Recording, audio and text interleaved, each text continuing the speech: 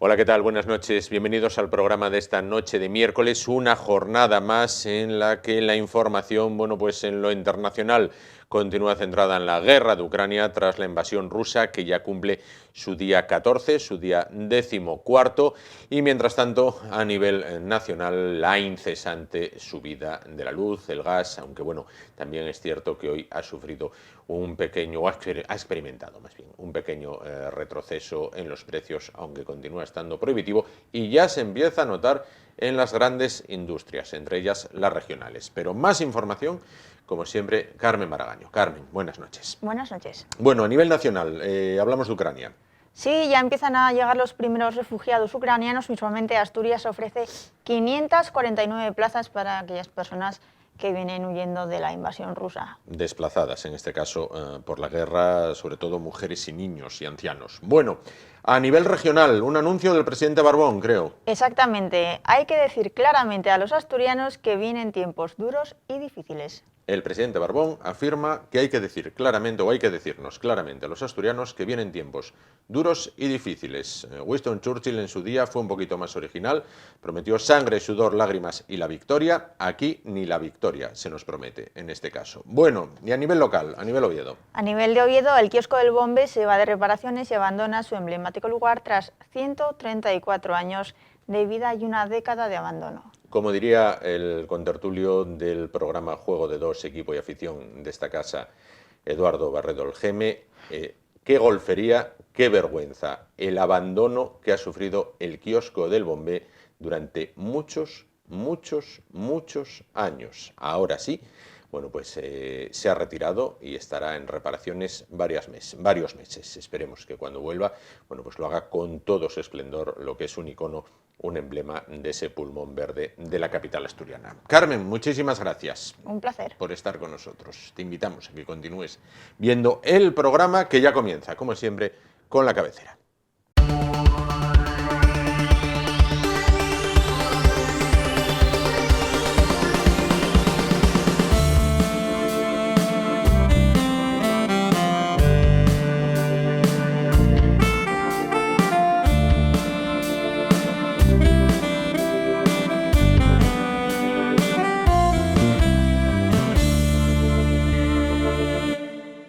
Bueno, pues comenzamos el programa de esta noche haciéndonos eco de lo que es la actualidad diaria.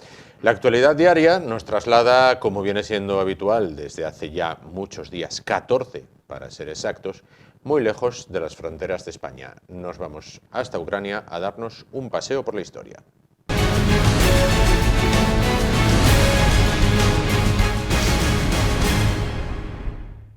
Paseo por la historia que, como siempre, damos de la mano del profesor de Historia, valga la redundancia, José María Rodríguez. ¿Qué tal? Buenas noches. Hola, buenas. Como llegó temprano, pues lo secuestramos, lo metimos para adentro antes de que participe en el programa de la Caja Negra, que hoy también aborda el tema de Ucrania, una vez finalice este espacio, a las 11:15. El que llega tarde ni oye misa ni come carne, el que llega temprano repite programa, en este caso. Bueno, vamos a ver.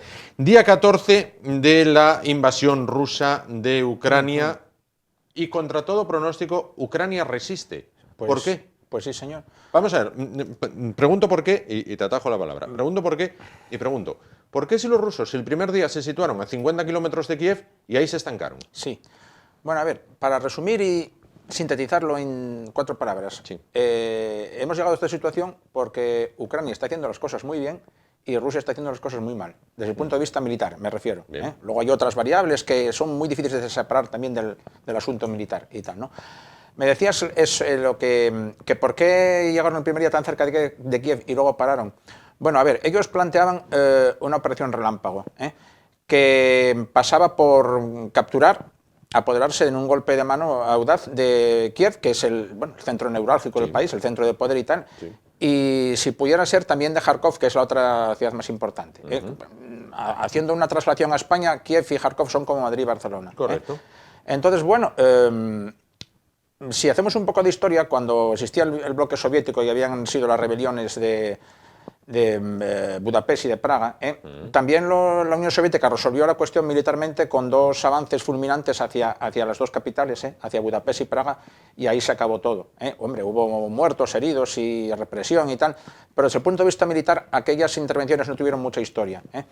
Pero aquí sí que hay partido, aquí hay juego, porque yo te voy a decir una cosa, es una teoría mía, pero bueno, yo tengo certeza de que es así. Los ucranianos sabían lo que se les venía encima. Quizás los americanos, su inteligencia, tuvo que advertirles, si no de todos los detalles, pero sí de las líneas maestras del plan ruso. Y casi podemos decir que los ucranianos les estaban esperando. Les estaban esperando y abortaron los primeros compases de la invasión. Aquí ya se puede hablar de que hubo una gran batalla. Bueno, una gran batalla. No implicó a decenas de miles de hombres, pero fue decisiva. En torno a, en los primeros días y horas de la invasión, del 24 de febrero, en torno a un aeropuerto cercano a Kiev, el aeropuerto de Hostomel, que está a 30 kilómetros de Kiev. No es un aeropuerto cualquiera, es un aeropuerto especializado en operaciones de carga.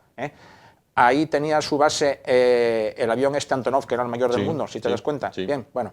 Entonces, los rusos tenían, ejecutaron una operación que consistía en, con unas fuerzas de élite aerotransportadas, las VDV que tienen, lanzadas desde helicópteros, llegaron a tomar ese aeródromo. Y cuando una fuerza aerotransportada, bien helitransportada o bien paracaidistas, toma un objetivo tras las líneas enemigas, tiene que ser pronto relevada, si no en horas, en días, porque son fuerzas ligeras y no se pueden sostener demasiado tiempo. Tiene que por tierra, en un plazo de como mucho de 2 días, a lo mejor llegar una columna terrestre fuerte que les libere y que consolide aquella ocupación, ¿no? Pero los ucranianos yo creo que deben estar esperándolos, porque ellos tomaron tierra en el aeródromo. Ya algunos helicópteros fueron derribados. Se dice que hasta incluso un avión de carga ruso con más de 100 hombres fue abatido. Sí. Esto todo hay que confirmarlo, pero bueno. Y llegaron a tomar el aeródromo, como te digo, pero no pudieron sostenerse en él. No pudieron sostenerse en él y las fuerzas ucranianas o los desalojaron o los aniquilaron. Y entonces la columna de refuerzo que venía ya no llegó a tiempo. La columna de refuerzo que venía del norte, digamos una columna terrestre. Y bueno, una pérdida de un aeródromo. Es que ellos, desde aquel aeródromo, una vez que lo hubieran tomado, dominado, consolidado, iba a ser como, digamos, el portaaviones desde el cual iban a avanzar hacia Kiev capital, que estaba a 30 kilómetros, porque allí podían recibir en aviones de carga de gran tonelaje, munición, refuerzos, hombres, logística, y entonces ya darían todo muy rápido, o sea, hablo de horas y días, la embestida hacia Kiev, y Kiev, en esas horas y días, ellos entendían que no iba a tener tiempo a reforzarse, a rehacerse, a dar forma a sus defensas y tal, y que entrarían como una exhalación hacia el centro de Kiev, tomarían la plaza del Maidán, hipotéticamente capturarían a Zelensky, descabezarían el gobierno y, bueno, un momentín, la guerra estaba ganada. En Kharkov, 3/4 de lo mismo. Bueno, ahí no estoy seguro que hubiera esas operaciones transportadas, pero se dice que una columna de reconocimiento llegó a entrar hasta el centro de Kharkov, pero o sea, una fuerza muy débil, rápida pero débil, y claro, no pudo consolidarse, no pudo sostenerse y fue aniquilada también. Sostienes, y quiero que me expliques por qué, que esta guerra tiene un paralelismo con la guerra de independencia española. Sí, estamos viendo muchos paralelismos. A ver, sobre todo por el asunto que estamos viendo de la respuesta popular, yo creo que más que nada por eso. Y también por la desproporción militar de fuerzas. En 1808 teníamos al ejército más poderoso de Europa, el ejército de Napoleón, y Napoleón creía tener ya unos planes muy hechos y muy, acabados para apoderarse de España. Pues, bueno, primero, bien, tenía casi, digamos, a sus pies al gobierno español de entonces, el gobierno de Godoy. Los reyes nuestros, pues no te digo ya nada quiénes eran, todos los conocemos, Carlos IV. Y Godoy preparó aquella encerrona en la cual los reyes españoles y el primer ministro español, Godoy, entraron de forma casi gustosa en las abdicaciones de Bayona. Y bueno, y él ya tenía lo que Putin tendría para Ucrania, un un mandatario títere, que era su hermano, José. Sí. Bien. Y sí, los planes de Napoleón parecían redondos. Por otra parte, bueno, había una diferencia. Él ya había conseguido que sus hombres penetraran en todo el territorio español, pero no contó con la variable de la resistencia popular española. Bien. Bueno, pues aquí los rusos ya tenían unos planes muy estructurados, pero no contaban con la resistencia no solo militar, sino también popular ucraniana, que a muchos les ha sorprendido. Bueno, a mí no me ha sorprendido tanto. Aquí el otro día, antes de empezar la guerra, cuando estábamos ya dando vueltas a esto, tuvimos varios programas. En uno estaba yo solo, pero en otro teníamos a una invitada ucraniana, Valeria. Sí. Y yo la interpelé repetidas veces, pero yo, Valeria, vamos a ver, quiero saber qué espíritu de lucha tiene el pueblo ucraniano. Y ella fue profética. Dijo que los ucranianos que estaban dispuestos a luchar hasta el final por su país. Y ella era muy enérgica, pero bueno, claro, era su palabra. Pero ahora estamos viendo que así fue, que así está siendo. Y está resistiendo no solo el ejército de Ucrania, sino también el pueblo, ¿no? Por supuesto. Con Sí. estos. Vamos a ver, más cosas. Europa se está mostrando, no sé si caliente, tibia o fría. No va a intervenir, la OTAN ya afirmó que no va a intervenir, pero están suministrándoles armas a los ucranianos. Incluso se valora que Polonia le dé cazas de combate para que... Bien. Bueno, ya no va a ser exactamente así. Si esa maniobra de los cazas...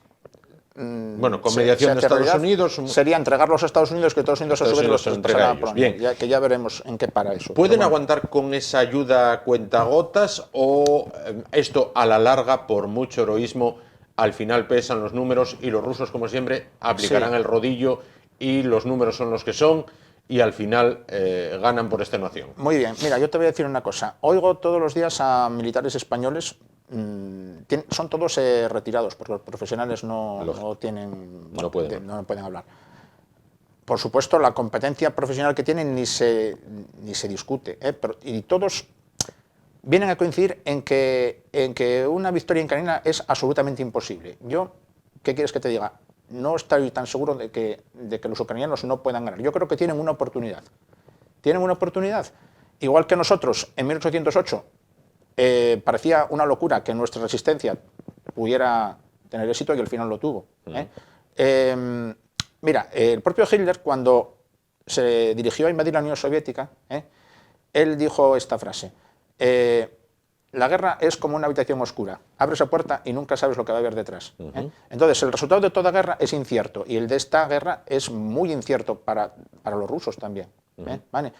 Pueden pasar 1001 cosas antes de que Ucrania pierda. A ver, el balance de fuerzas es, sí, desde luego, abrumador. Yo creo que los militares estos que oímos por la tele, ellos piensan nada más que en términos de orden de batalla.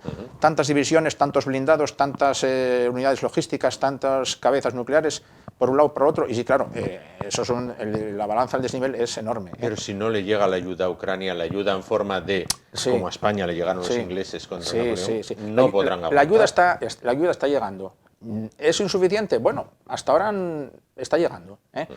¿Que no van a llegar esos aviones? Yo creo que a lo mejor esos aviones no van a llegar, pero con lo que está llegando ellos ya están plantando cara. Hay unas armas ligeras que son muy efectivas contra carros y aviones, los misiles estos portátiles enviados por los americanos, y con eso ellos se van arreglando.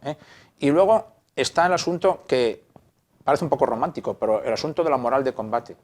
Que los rusos, las noticias que nos llegan es que su moral es más bien baja. No digo que esté por los suelos, no quiero llegar a ese extremo, pero que están luchando engañados, que están luchando sin la motivación de vida, que no creen estar defendiendo su país. Habrá otros profesionales que luchen bien bajo cualquier circunstancia, pero es que el ejército ruso es todavía a día de hoy un ejército mayoritariamente de conscriptos, un ejército de servicio militar obligatorio.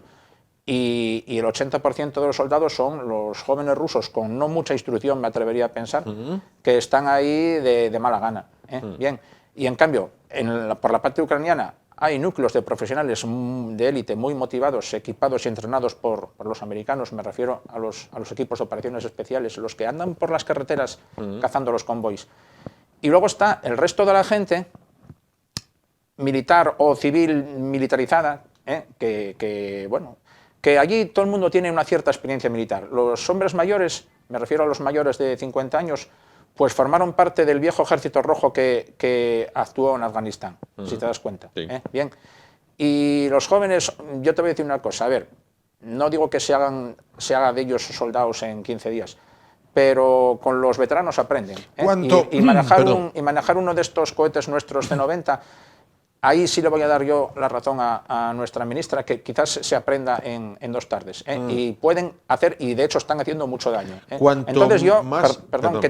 Vamos, para recapitular, yo sí les daría una oportunidad. Ellos tienen que ganar tiempo, tienen que ganar tiempo hasta que en Rusia pase algo. Eso iba a preguntar. No sabemos Cuanto más se prolongue la guerra, más muertos hay, lógicamente, pero más oportunidades tiene Ucrania de llevar la balanza. Ellos tienen que prolongar la situación, porque las sanciones, bueno, están llamadas a hacer mella en Rusia. En Putin no van a hacer mella, pero tienen que hacer mella en el pueblo ruso, y tienen que conseguir que la economía rusa colapse. Vale, Occidente está mandando armas ofensivas. España les ha mandado unas ametralladoras ligeras, clase Amelie, y unos lanzagranadas o cazacarros.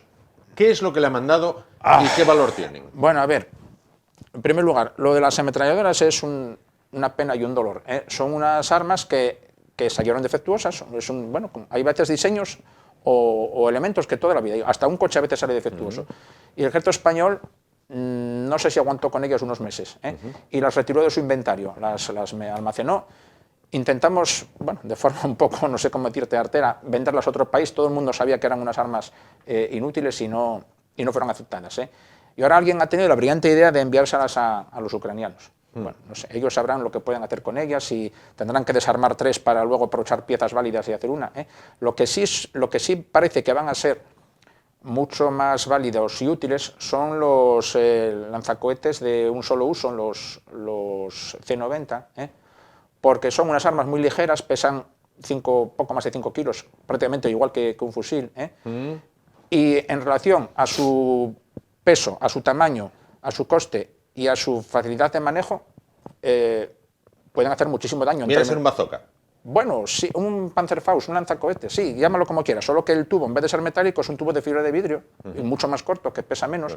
Claro, tienes que tener valor para usarlas, porque tienes que acercarte a menos de 300 metros de tu objetivo y apuntar y disparar. Ha dicho un prohombre de nuestra nación, político amante de las libertades, Enrique Santiago, miembro del Congreso de los Diputados de España, que mandar armas a los ucranianos es perder el tiempo porque se están enfrentando a uno de los mejores ejércitos o más potentes del mundo. Es decir, el consejo Enrique Santiago es ucranianos y ucranianas y ucranianes a abrir las puertas de vuestras casas, que los rusos lleguen hasta el final, que coman, que cenen, que gocen del tema, porque no os podéis enfrentar a ellos cuando quien ataca es otro país, véase Estados Unidos, a un país pequeño, véase bueno, pues Afganistán, Irán, Irak. Entonces hay que invocar la libertad y resistir, camaradas, hasta el final. Bueno, ¿es perder el tiempo defender a esta gente? ¿Defender su independencia? Pensé que hablabas de Enrique Santiago. No. De Enrique Santiago ya tuvo sus momentos de gloria. Enrique Santiago. No, a ver, mira, yo vuelvo a hacer la analogía con lo que pasó aquí en 1908 en nuestra guerra de la independencia. Había algunos que decían, bueno, quizás con buena intención, es de locos resistir al ejército francés, no podéis hacer nada contra Napoleón y tal. El ejército español de aquella era un ejército inferior al francés, hay que decirlo, era inferior en número, en tácticas, en armamento, en todo. Y luego el pueblo español era un pueblo desarmado. Pero bueno, todos conocemos la historia, el 2 de mayo y lo que vino después. Y un momentito, el ejército español, hubo un momento en que Napoleón llegó a dominar toda España, menos Cádiz. Todas las ciudades españolas estaban ocupadas menos Cádiz, pero no dominaba el terreno, no dominaban el monte, vamos a decir así. Allí los amos eran las guerrillas. El ejército español regular fue derrotado bastantes veces por los franceses, pero era derrotado, se dispersaban, se reagrupaban, volvían otra vez a formar batallones y a los 3 meses planteaban una nueva batalla. Y había una frase que era la que resumía el espíritu de lucha español en aquellos años, que era: no importa.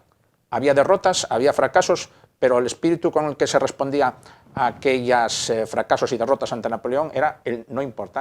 Vale. Entonces se dice, no fue las guerrillas o los que ganaron la guerra, fue el general no importa español, fue el que ganó la guerra de la independencia. Entonces los ucranianos van a sufrir, van a tener bajas, van a tener fracasos, van a tener derrotas, sin duda. El ejército ruso es el que es, y encima, lo que tú dices, la táctica del rodillo, enviar sobre el terreno miles y si hace falta millones de hombres y material para aplastarles. Pero si ellos se acuerdan de ese principio del no importa y están dispuestos a pagar el precio que ya están pagando, yo creo que tienen esa oportunidad. Se sorprenden algunas personas de un suceso que conocimos el fin de semana pasado. Un francotirador ucraniano abate a un general ruso a una distancia de 1.500 metros. Bueno, es posible, sí. No es fácil, no es habitual, no tal, pero bueno, con el arma adecuada y el entrenamiento adecuado y las condiciones favorables, vamos, topográficas y meteorológicas y todo, y sobre todo la inteligencia, la información adecuada, de dónde está el objetivo y si se va a estar ahí quieto y tal, se puede hacer. La teoría de que los ucranianos se mueven guiados por un gran hermano norteamericano que les dice: aquí una columna, aquí otra columna, aquí otra columna, atacar hasta ahora, atacar hasta otra. Sí. Yo la doy por buena. Es que no puede ser de otra manera. Ellos son unos tíos muy valientes y luchan en su casa y lo están dando todo, pero el soporte tecnológico ese y sobre todo de inteligencia americano tiene que ser extraordinario. Se dice que los aviones aguas de la OTAN, ya antes de empezar las hostilidades, llevan sobrevolando toda la periferia de la frontera ucraniana, monitorizando absolutamente todos los movimientos de las fuerzas rusas, recopilando las comunicaciones, interfiriendo. Yo ya no sé si pueden interferir, pero puede que también, y tal. Y entonces estamos viendo que esas emboscadas que se producen en la carretera, o esos helicópteros que son derribados, que parece que hay alguien debajo ya esperando justo por donde va a pasar, no tiene otra explicación de que es que la información que reciben los ucranianos sobre el terreno es muy buena y que viene de los americanos. Correcto. Para finalizar, una última, porque ya me avisan que ya tenemos ahí a los demás invitados del programa de Javier, de la Caja Negra. Para finalizar, hace 80 años en esa zona se combatió durante la Segunda Guerra Mundial. Es una zona llana completamente, no hay un accidente natural más que un río. Vale, solo que la oleada venía al contrario, venía de oeste a este. ¿Por qué los alemanes sí lograron hacer una Blitzkrieg contra un potente ejército soviético y los soviéticos no son capaces de hacer una Blitzkrieg contra un pequeño ejército ucraniano? Pues es una pregunta que me vas a tener que dar algún minuto más para poder responder. Solamente tenemos uno. Pues te voy a decir, porque no son igual de capaces ni de competentes. Es que la Blitzkrieg es una táctica solo para algunos. Hay muy pocos ejércitos en el mundo. El alto mando nos da algún minuto más. Muy pocos ejércitos en el mundo hubo que supieran y pudieran y estuvieran a la altura de emplear esa táctica, que es una táctica muy sofisticada. Hay que tener un mando muy competente, unas fuerzas que la hagan realidad, que la ejecuten sobre el terreno, muy bien entrenadas y coordinadas, y así, y solamente hasta el día de hoy las han llegado a tener los alemanes, que fueron los creadores en su día, en 1940, 39-40, los israelíes en la guerra de los 6 días, y los americanos también, ¿vale? Y los rusos no están a la altura de eso. Vale. Yo quería nada más... última pregunta. ¿Por qué perdón, madre mía. Bueno, hoy Carlos Herrera tuvo el mismo fallo, Dijo, iba a decir rusos, dijo soviéticos, para no es tanto fallo, te voy a decir. ¿Por qué los rusos no están utilizando su, en teoría, potentísima aviación? Mira, ya lo sé. Todo el mundo se sorprende. Sí la están utilizando, pero la están utilizando poco. También ha cosechado fracasos. Y está demostrando carencias, igual que las fuerzas terrestres está demostrando carencias y falta de, yo no diría falta de competencia, pero falta, no sé, como de coordinación o de eficacia, y luego sus aviones están siendo derribados, igual que sus helicópteros, con los sistemas portátiles, los misiles estos Stinger. Entonces, ¿qué pasa? Si quieren bombardear, digamos, con precisión, tienen que bajar. Y si tienen que bajar, son vulnerables. Si son vulnerables, son derribados. Y ya ha habido un número, bueno, notable de aviones rusos derribados y tal. Entonces yo creo que ahora sí, atacan de noche y atacan a civiles, que eso es lo fácil. Bien, porque allí, bueno, no tienen que exponerse. Entonces, de todas formas, la labor de ellos, que sería eso, el bombardeo, puede suplirse mediante la artillería terrestre o los misiles, los misiles de crucero, bien, que son a lo mejor hasta más precisos y todo, ¿verdad? Correcto. Lo último que quería decir, he visto una imagen estos días que para mí es una metáfora de lo que es esta guerra, que es la del tren blindado. Tú ya sabes lo que era los el tren rusos blindado. Utilizan trenes blindados. Pero el tren blindado es una imagen del pasado, es la imagen típica de la Segunda Guerra Mundial, aquellos trenes blindados rusos que recorrían la estepa erizados de antiaéreos, anticarros, con chapas. Bueno, pues ese tren modernizado, con locomotoras actuales, ha vuelto a circular en las estepas de Ucrania. Entonces, te decía que era una metáfora, ¿por qué? Porque el tren blindado nos retrotrae a 1942. Y por extensión, hablando ya de los rusos y Putin tiene la cabeza en 1942. Es un hombre de 1942 y del sistema soviético, un producto de ese sistema. Los rusos, su ejército, y yo diría que casi como sociedad, también en muchos aspectos, no en todos, pero están aún en 1942. Y los ucranianos, pues en parte también, porque son su contraparte. Entonces, si ya nos situamos en los paradigmas de 1942, preparémonos todos a ver que todas estas miserias que hemos visto hasta ahora pueden ser pocas si la guerra que ya ha cogido velocidad propia, ya ha cogido velocidad de crucero, pues ahonda en su lógica, ¿verdad? Entonces, preparémonos a ver las escenas de 1942 de ciudades, luchas de guerra de ratas casa por casa, estilo Stalingrado. Eso puede darse en Odessa, en Mariupol o en Kiev. Muertes masivas por hambre como las del cerco de Leningrado. Eso puede darse en cualquiera de estas ciudades si el cerco se hace total y absoluto. Bien. Arrasamientos. Bueno, como decimos arrasamientos, decimos laminamientos, no bombardeos, no. Dejar un área urbana, un barrio o una ciudad de tamaño mediano totalmente aplanada, como hicieron los alemanes en el gueto de Varsovia. Eso podemos verlo, porque solamente hoy en día los rusos o los chinos serían capaces de hacer esas cosas, como aquí en Europa las hemos olvidado, pensamos que no pueden suceder, pero es que están pasando todas esas cosas que todo el mundo decía que nunca podían suceder. Correcto. Pues van a suceder. Esperemos que no. No obstante, ya que se retrotrae hasta esos años, también una advertencia. Al comienzo de la Segunda Guerra Mundial, el ejército soviético, por aquel entonces, atacó a Finlandia. Contra todo pronóstico, los finlandeses les vapulearon. Les dieron una paliza sin precedentes y los soviéticos tuvieron que firmar una paz. Sí. Y Finlandia envalentonados por aquellos datos, los alemanes dijeron, esto de Rusia, coser y cantar. Si los finlandeses, que eran 4 amigos, les dieron una paliza de órdago, nosotros no nos duran ni 2 telediarios. Cuidado con Rusia. Cuidado con Rusia, sí, sin duda. Y puede que ahora no les estén saliendo las cosas bien, pero son mucha Rusia y son Rusia es mucha Rusia y hasta que no pasa el rabo del oso, todo sigue siendo oso. Gracias por estar con nosotros. Nos vamos a publicidad. El milagro del Dnieper, Juan. Es el único invitado que me interrumpe, que tiene los santos riñones de decir, espera, que estoy hablando. Yo digo el milagro del Dnieper. Silencio ahora mismo. Silencio. Ya no sé dónde está. La gente se va a quedar sin saber qué es el milagro del Dnieper. Silencio.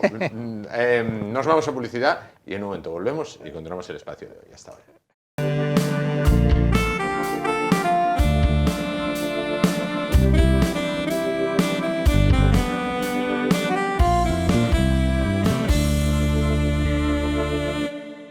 Bueno, abandonamos los temas que tienen que ver con la guerra de Ucrania, de la cual, bueno, pues tendrán mucha más información una vez finalice este programa, en el programa de la Caja Negra con Javier Neira, donde sus 4 invitados hoy hablarán precisamente sobre este tema, el tema de la invasión rusa de Ucrania. Vamos a hablar de otro asunto, vamos a hablar de un conflicto más íntimo, un conflicto que se puede dar en algunos hogares. Es el conflicto de pareja, el conflicto de relaciones, en el cual nuestro siguiente invitado, al que seguro que ya conocen porque ya ha estado más veces con nosotros, es el psicólogo especializado en relaciones, en este caso Sebastián Girona.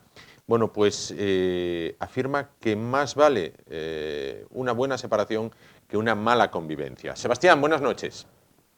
Buenas noches, Juan, ¿cómo estás? ¿Qué tal? Bueno, aquí vamos, encantados de saludarte. Dices, más vale una buena separación que una mala convivencia. Sí, por supuesto, por supuesto.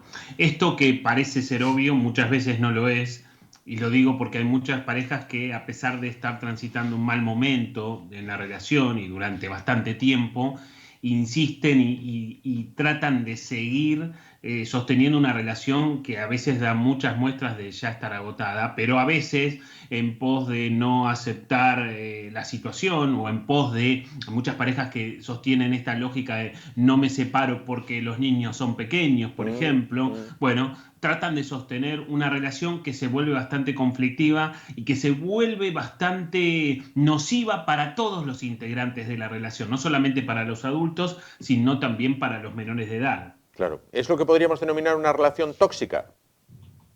Bueno, sí, a ver, cuando una pareja ya de alguna manera no funciona y empieza a agotarse, aunque no haya sido tóxica toda su historia, se puede introducir dentro de una dinámica más tóxica. Digo, muchas veces las relaciones llegan a su fin y se tratan de sostener, o se les pone una suerte de respirador artificial para que se sostengan en el tiempo, pero esto no quiere decir que no sea nocivo para los integrantes de la relación y para los integrantes de toda la familia. Digo, y esto muchas veces no se considera, esto muchas veces no se tiene en cuenta, o muchas veces los integrantes de estas familias no son conscientes de los daños que genera el sostener una relación que ya no va. Claro. En ocasiones eso puede pensarlo uno de los dos, no a lo mejor los dos, ¿no? Bueno, a veces sí es cierto, uno puede darse cuenta, ser conscientes más rápidamente de cuáles son las consecuencias. Sería ideal que los dos logren darse cuenta de esto, porque a veces no basta con que uno se dé cuenta, sino que quizás uno se da cuenta y el otro insiste y desea seguir insistiendo en la vida de la pareja. Lo cierto es que las personas que están que forman parte de una relación en constante conflicto tienen mayor estrés físico y emocional, tienen mayores posibilidades de enfermarse, tienen una inhibición del sistema inmunológico a partir de los grandes niveles de estrés que poseen dentro de su cuerpo, y también tienen mayores posibilidades de tener ansiedad y depresión, y su correlato en lo que es la irritabilidad, la irascibilidad, la intolerancia y demás. Entonces, a partir de ser conscientes de esto, ya nos damos cuenta que no es tan simple el hecho de querer sostener una relación que está constantemente en conflicto. Claro. Cuando hay niños de por medio, muchas veces se utiliza como argumento, no digo excusa, digo argumento, es decir, bueno, por los críos. ¿Esto al final pasa factura también? Sí, le pasa factura también a los niños también, por supuesto, ¿no? Yo creo que esto muchas veces se utiliza como argumento y a veces se utiliza como excusa, porque a veces se pone a los niños como el argumento para no separarse, cuando en realidad la dificultad pasa por tomar la decisión, que no es una decisión fácil, por supuesto, es una decisión muy compleja, pero los niños también tienen posibilidades de tener mayores niveles de estrés, tienen posibilidades de tener bajo rendimiento escolar, y ese bajo rendimiento escolar puede desencadenar un fracaso escolar, pueden repetir un año, digamos, pueden tener mal comportamiento dentro del colegio, aunque los niños históricamente hayan tenido un buen comportamiento. A partir de padecer esta situación de estrés en la casa, pueden empezar a tener mal comportamiento, y todo esto del mal comportamiento puede alejar a los compañeros de esos niños. Y entonces la situación no es tan sencilla, ¿no? Y a veces, como decíamos antes, los padres no son conscientes de todo esto. Claro. Entiendo que ya no se darán muchos casos de por el qué dirán, ¿no? No doy el paso por el qué dirán, ¿no? Yo creo que no, yo creo que eso ya ha quedado en el tiempo, por suerte, porque de alguna manera era una limitación que antes no permitía que las personas que se querían separar se terminaran separando.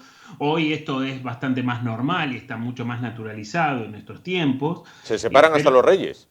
Sí, se separa cualquiera. de ahí para abajo, ¿no? Entonces se separa cualquier persona. Y es algo natural, las parejas pueden funcionar o pueden no funcionar. Dicho sea de paso, durante muchos años pensamos que si en una pareja existía el amor, bueno, pensamos que en este mito de que el amor todo lo puede, o el amor todo lo soluciona, o vence todos los inconvenientes, y lamentablemente no funciona de esa manera. Las parejas, además de quererse, necesitan tener un funcionamiento que sea vivible en el día a día, digamos, ¿no? El amor solo, lamentablemente, no alcanza. ¿Y cómo saber, Sebastián, cuándo es un bache y cuándo la carretera está destrozada? Bueno, yo creo que ese es un punto muy interesante, ¿no? ¿Cuándo bajarnos a tiempo de una situación que es insostenible? Yo creo que cuando los problemas se instalan y cuando los problemas pasan a ser parte de la vida cotidiana, digamos, un bache dura una determinada cantidad de tiempo, y si una pareja se sostiene durante muchos años, baches van a haber. Inevitablemente, no existe la pareja perfecta, o en todo caso la pareja perfecta es la pareja que la pasa bien y que tiene ciertos baches y que logra superar esos baches. Ahora, cuando el bache forma parte de tu vida y ya no es un bache, sino que es una carretera que está todo el tiempo de esa manera, entonces ya no es una situación, no es un episodio puntual, sino que pasa a ser la vida de esa pareja, y desde ese lugar, si esto se sostiene en el tiempo, más tarde o más temprano uno de los dos se va a dar cuenta que los problemas que tiene esa pareja no son problemas habituales, por decirlo. Un problema habitual sería un bache, por decirlo de alguna manera. Claro. Hablábamos antes de los reyes. La familia real puso o metió en nuestras vidas un término llamado cese temporal de la convivencia. ¿Esto es positivo, negativo, neutro? ¿Es un eufemismo? Bueno, a mí me da la sensación que esto que tú dices, Juan, de la familia real, me parece que esto que estás planteando de que también se pueden separar, habla no de la realeza de la familia, sino de la realidad de la familia, ¿no? De una familia real como la tuya, como la mía, en donde también pueden aparecer conflictos y demás. Me parece que este término puede ser digamos, una alternativa para poder manejar una situación determinada, una crisis determinada, pero a veces, a pesar de, digamos, de poner paños fríos a esa crisis, aún así la crisis no se resuelve. Y ahí me parece que está la realidad de la familia real, digamos, desde ese punto de vista. Claro, lo que quería preguntar también, pero ese alejamiento durante un tiempo, ¿no? De decir, bueno, vamos a dar aquí una pausa, vamos a tocar el botón de pause. ¿Eso puede ser efectivo o no? Yo creo que en algunos casos puede ser efectivo, en algunos casos alguna vez a alguien le habrá funcionado, alguien habrá planteado esto sinceramente alguna vez, tomémonos un tiempo para ver qué nos pasa y ver si podemos volver. Yo creo que el origen de esta lógica es un origen posible, pero creo que hoy a veces funciona más como una excusa, como una manera de no terminar de enfrentar la situación, ¿no? Bueno, tomémonos un tiempo, distanciémonos para ver qué pasa. Es una manera más suave y más light de ponerle punto final a una relación, que no lo estamos haciendo de una forma completa, sino que lo hacemos en partes. Y si es para eso, lógicamente que no va a servir. Claro. ¿La terapia de pareja funciona o es algo que vemos en las películas americanas? Bueno, yo creo que la terapia de pareja funciona, siempre depende, como cualquier situación médica o cualquier situación psicológica, de cuál sea el grado, digo, con la misma lógica de que una enfermedad de salud física, cuanto más temprano se aborde, más posibilidades hay de hacer cosas. La terapia de pareja tiene la misma lógica. Cuanto más temprano yo acudo a la terapia de pareja y la pareja no está completamente dañada, más margen de maniobra va a tener esa terapia de pareja. Ahora, lo que me parece que es interesante es que muchas veces pensamos en la terapia de pareja para salvar a la relación, y también es necesario pensar a la terapia de pareja para lograr una separación civilizada, sobre todo cuando hay niños de por medio, y ya entendiendo con todas las consecuencias que puede producir, que es sumamente necesaria esa separación civilizada. Claro. La distancia, a priori, separaría a la pareja, ¿no? Pero imaginémonos, por ejemplo, una pareja donde él trabaja en Madrid, ella en Barcelona, y solamente se ven los fines de semana. Pueden decir, nos va muy bien, porque el tiempo que nos vemos no discutimos, solamente tratamos de estar bien. En este caso, la distancia une. Bueno, en ese caso la distancia hace que tengamos una pareja más vivible, digamos, ¿no? Habrá que ver cuando esa situación se modifica, ¿no? Habrá que ver cuando esa pareja, si es que sucede, pasan a vivir constantemente los dos en la misma ciudad y bajo el mismo techo. Claro. Pero, a ver, de alguna manera, en ese sentido, lo que pasa ahí es como la dosificación del vínculo. Con una dosis menor, una pareja puede funcionar mejor, y con una dosis de una convivencia y una cotidianidad, a veces esas parejas se resienten y no funcionan. Claro. Durante 2020 las parejas tuvieron que vivir sí o sí, muchísimas de ellas, claro, bajo el mismo techo las 24 horas del día. ¿Qué pasó ahí con los datos estadísticos en la mano? Bueno, Juan, durante el 2020 la gran mayoría de las parejas ha tenido una sobreexposición, ha perdido la capacidad de oxigenar el vínculo porque tenían que convivir 24/7. Yo a veces para suavizar este dato digo 16/7 porque hay 8 horas por día que dormimos en general, digamos, ¿no? Entonces, mientras dormimos por lo menos no podemos discutir. Entonces, desde ese punto de vista, toda esta sobreexposición deterioró mucho a los vínculos porque quizás no existe una pareja sana que pueda estar preparada para estar tanto tiempo expuesta al otro. Entonces, desde ese punto de vista, esto dañó a muchos vínculos. Las parejas que venían mal antes del confinamiento seguramente profundizaron su crisis. Las parejas que estaban funcionando bien y que eran más sanas, con esa sobreexposición seguramente se habrán visto un poquito más deterioradas, pero han sabido resolver el conflicto, digamos, han sabido salir adelante también. Bueno, decías tú, durante 8 horas dormimos o roncamos, con lo cual también podemos fastidiar al de al lado o a la de al lado, ¿no? Bueno, digamos, eso es una de las lógicas que dicen, ¿no? Muchas personas dicen que la convivencia mata al amor, digamos, desde este punto de vista, ¿no? El ver al otro con sus aspectos positivos y con los aspectos que no son tan positivos, que los tenemos todos, por supuesto. Bueno, eso a veces puede generar el desgaste y el deterioro de una relación, sobre todo si esos conflictos se dejan estar y se instalan y se profundizan. Pues Sebastián, creo que nos queda bastante claro en este caso, esperando para verte, no sé, el próximo mes o cuando podamos conectar de nuevo. Cuando quieras, Juan, un gusto como siempre. Gracias, muchísimas gracias Sebastián, por estar con nosotros. Esta noche nos vamos muy rápido a la publicidad y a vuelta de la misma, sorpresa, sorpresa. Y ahí lo dejamos, sorpresa. Ahora mismo volvemos, hasta ahora.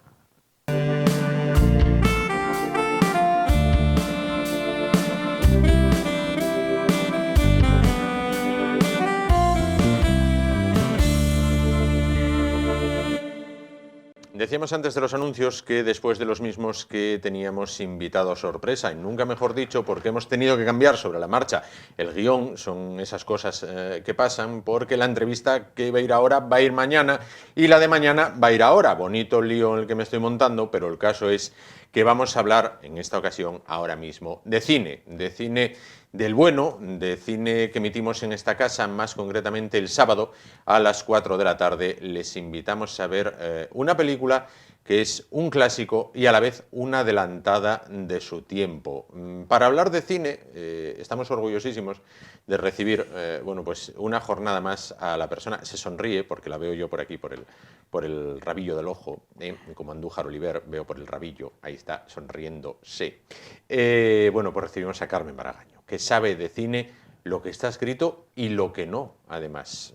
Carmen, buenas noches de nuevo. Buenas noches. Vamos a hablar de King Kong, en este caso, porque vamos a emitir King Kong, la versión de 1976, bueno, protagonizada por Jessica Lange, bueno, todo el elenco lo conoce ella y nos lo va a decir ahora, ¿no? Pero una película que ha pasado la historia porque además ganó Oscar, incluso a los efectos especiales. De ello también hablaremos a lo largo de estos minutos. Carmen, ¿qué nos vamos a encontrar? El clásico en versión 1976. Creo que había habido una primera versión en 1933. No sé cómo era el King Kong de la época. Bueno, ¿qué nos vamos a encontrar en esta peli? Sí, precisamente lo que sobra en el cine son versiones de King Kong. Como bien dices, la primera y quizás la más conocida sea la de 1933, con esa mítica escena de Kong subido al Empire State. Con King. Kong empezó siendo Kong y pasó a ser King una vez que lo sacaron de su isla y lo llevaron a Nueva York a modo de objeto de espectáculo. Y ya pasó a la historia como King Kong. Exactamente. King Kong. Bien, a ver. Y nada, sobre esa historia se hicieron muchas versiones y puede que la más destacada sea esta que vamos a emitir nosotros en el fin de semana, que es la de 1976, como bien decías. Bueno, como sinopsis, para el que no se sepa la historia de King Kong, bueno, pues, ¿cuál es la historia? La historia, te voy a contar la historia de la película que vamos a emitir, porque no es exactamente igual que la original. Sí. A grandes rasgos sí, pero bueno, tiene... Siempre hay matices, ¿no? Claro, cambia en detalles, porque principalmente la original está ambientada en 1930 y esta ya está ambientada en 1970, por lo tanto, los temas sociales y tal han cambiado. Entonces, lo que nos vamos a encontrar es un hombre que ha encontrado una isla aparentemente cubierta por unas nieblas misteriosas y demás, y él, que trabaja, bueno, para una petrolera, dice, bueno, seguro que hay petróleo, entonces vamos a ir. ¿Cómo hay niebla y petróleo? Va, oye. Atención a los que viven ahí en la zona de la Morgal, que también hay mucha niebla por el Pico Santo Firme. Baja, si hay una niebla del carajo. Bueno, pues, cuidado que igual petróleo. Me encanta el argumento de los americanos. Vamos a ver, hay niebla y petróleo. Entonces, bueno, va ahí con su equipo y descubren que lo que hay en realidad es una tribu de gente que adora a un gorila gigante, el famoso Kong, al cual hacen sacrificios humanos. Sí, bueno. Entonces, vale, eso mal. Ya. Eso mal. Cuando llega la expedición, que además por el camino se encuentran a una chica, que es precisamente Jessica Lange, en su primer papel, pero bueno, de eso hablaremos más tarde, sí. Dicen, oye, ¿por qué vamos a sacrificar a nuestras mujeres si podemos sacrificar a esta que ha llegado ahora nueva? Eso lo dicen los salvajes, llamémoslos así. Los nativos, sí. No, señores a los que, vamos a ver, hay que llevarles la palabra, hay que llevarles la lengua cervantina y la verdadera religión, sin duda, y rápido además. Entonces, bueno, Kong acepta el sacrificio de la mujer esta, se la lleva, entonces claro, el equipo de rescate tiene que ir a buscar a la chica hasta que, bueno, finalmente consiguen capturar a Kong. Toma ya. Y ahí es cuando se lo llevan a Nueva York y lo convierten en King Kong. Sí. Porque el hombre que empezó con la expedición dijo, bueno, ya que no encontré petróleo, pues al menos traigo esto que me sirve un poco como espectáculo de feria. Y como un espectáculo circense, prácticamente, ¿no? Exactamente. Entonces, bueno, luego King Kong en Nueva York consigue escaparse de los que le han capturado y va a buscar de nuevo a la chica. Y bueno, está ya está, no vamos a hacer spoiler. Que en esta película, en esta versión, no es el Empire State, son las Torres Gemelas. Vaya, mira tú, mira tú. Bueno, oye, a falta de petróleo, bueno es encontrar a Jessica Lange. Iba a buscar petróleo y encontré un mono grande. Bueno, esas cosas pasan, ¿eh? Danse casos. Bueno, director y protagonistas. El director de esta versión es John Guillermin, que ya venía de dirigir cine de catástrofes 2 años antes con El Coloso en Llamas, protagonizada por Paul Newman y Steve McQueen, y que bueno, que también dirigió la película de Muerte en el Nilo, que está ahora muy de moda porque versionada acaba de sacar, ahora también, la de Kenneth Branagh acaba de salir nueva. Y bueno, este hombre lo suyo es el cine de catástrofes, podríamos decir. Y en cuanto a protagonistas tenemos a Jeff Bridges, que no es su primer papel, ya lleva unos años de carrera, pero bueno, es un hombre que viene de familia de actores. Y luego estaba Jessica Lange, que este es su debut cinematográfico. Anteriormente había sido modelo, pero entra en el cine con esta película. Claro. Que luego ya es posteriormente cuando haría El cartero llama 2 veces y ya... De eso hablamos ahora, dentro de un momento. Bueno, película premiada, con un Oscar, creo, y luego ya más premios, ¿no? Un Oscar a efectos especiales, el premio Saturno, que lo entrega la Academia de Ciencia Ficción, Fantasía y Películas de Terror, es como los Oscar Globos de Oro. Y luego un Globo de Oro precisamente para Jessica Lange como mejor actriz revelación. Bueno, entonces película laureada. Me detengo en lo de Oscar a los efectos especiales, porque quizás, bueno, para los más jóvenes, que ahora, bueno, pues están acostumbrados a ver Spider-Man Homecoming, Spider-Man pa' aquí, pa' allá, claro, todo por ordenador, todo unos efectos especiales, unas explosiones, unas cosas, bueno, todo vuela, todo flota. Aquí vamos a ver lo que fueron la crème de la crème, lo mejor de los efectos especiales de 1976. Sí, la verdad es que King Kong, en cualquiera de sus versiones, es una película bastante... Espectacular, podemos decir, ¿no? Sí, porque es que además en la versión de 1933 también había sido premiada y muy exitosa gracias a los efectos especiales. Por lo tanto, en cada versión se superan. Claro, claro, claro. La de 1933, sin desmerecer a esta, ¿no? Que para eso la echamos nosotros. Vamos a ver, es esta mítica que el Kong está agarrado al Empire State Building y alrededor hay unos aviones dando vueltas, ¿no? Sí. Bueno, esa escena ha sido reproducida, bueno, pues millones de veces. Eso, atención a los efectos especiales, porque en aquel momento eran lo mejor de lo mejor. Y cuidado, porque no desmerecen para nada. Como dato, humildemente, voy a decir, en las de Star Wars, por aquella época, la Guerra de las Galaxias, a mí todavía me tocó la Guerra de las Galaxias, las primeras, los efectos especiales no eran por ordenador y son tan dignos y las como las de las naves últimas eran versiones. zapatillas volando. Efectivamente, con lo cual, cuidado, podemos decir, anda, ¿cómo serían los efectos especiales? Pues véanla. ¿De qué año es, si tú lo sabes, que sabes todo acerca de esto, de qué año es Los 10 Mandamientos? La de Charlton Heston, aproximado.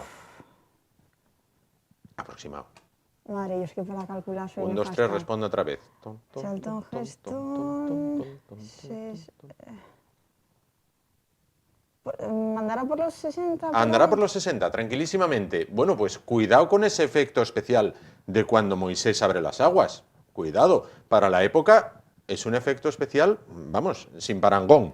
Bueno, Jessica Lange, decíamos, su primer papel después fue el mito erótico de la época, con esa El cartero siempre llama 2 veces, después hizo algunas otras muy conocidas, como por ejemplo La caja de música. ¿Qué podemos decir de Jessica Lange?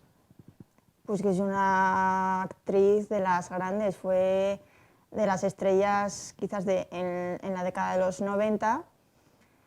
Y de hecho, la primera película que hizo fue esta, la de King Kong, pero es que la primera obra de teatro que hizo en Broadway fue el papel de Blanche Dua de Un tranvía llamado Deseo. Fíjate. Que son palabras mayores. Son palabras mayores, quizás sí. Los espectadores lo hayan visto en formato película Sí. con Vivian Lee, pero vamos, Claro, que es claro. una intérprete Arriesgarse a interpretar fantástica. y además de la que empiezas, pues... Además también se metió en el mundo de la televisión también, Sí. o sea, toca de todo y tiene un historial de premios increíble. Claro, increíble. Bueno, esta película, como decías antes, ha sido muy versionada desde 1933, pasando por 1976.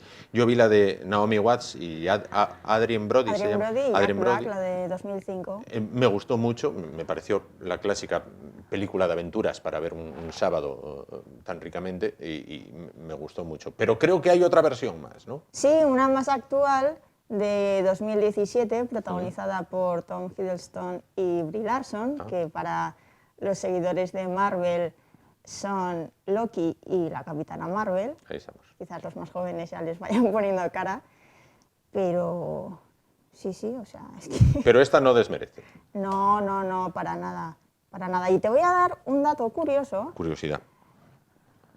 Para el papel femenino, para el papel que finalmente interpretó Jessica Lange, se había barajado en un primer momento, porque ya te digo que ella no era actriz, a Cher, Cher, la cantante. Cher la cantante, Toma. es inmortal, Sí. a Melanie Griffith, incluso a Meryl Streep. Lo que pasa es que el productor dijo que era, y esto no me lo he inventado yo, demasiado fea, Meryl Streep. así que fuera. Bueno, mira, pues esas cosas vale. pasan. Bueno, Injusticias. oye, esta mujer, Betty Davis, también tuvo sus problemas para empezar su carrera cinematográfica precisamente por el aspecto físico. Bueno, pero ahí se demuestra lo buena actriz que era. Ahí se demuestra lo buena actriz que era tanto Betty Davis como Meryl Streep en este caso. Y además, para el que diga que no, pues ahí están los títulos. Ahí están los títulos, casi nada. Bueno, pues Carmen, que invites a la gente a que el sábado a las 4 de la tarde vea al Kong, que era King, que es King Kong, en este caso. Pues es una película de aventuras que, bueno, es que es obligado verla, tanto esta versión como la de 1933, cualquiera de ellas, porque es una historia y tiene unas escenas que son icónicas dentro del mundo del cine, así que aunque solo sea por ver a King Kong subido al Empire State o las Torres Gemelas en su defecto. Sí, sí. Bueno, pues queda hecha la invitación que les hace Carmen Baragaño el sábado a las 4 de la tarde, King Kong en esa Asturias Televisión con Jessica Lange en la versión de 1976, la película premiada con el Oscar a los mejores efectos especiales. Muchísimas gracias, Carmen. Un placer. Sabes más que nadie de estos temas. Muchísimas gracias. Y gracias también a ustedes por estar un día más ahí con nosotros en el YE de Asturias Televisión en Telecable. Nos vamos, volvemos mañana, que será jueves. La sorpresa que teníamos hoy la trasladamos a mañana, con lo cual, bueno, pues va a merecer la pena esperar. Gracias por su atención, ánimo y adelante.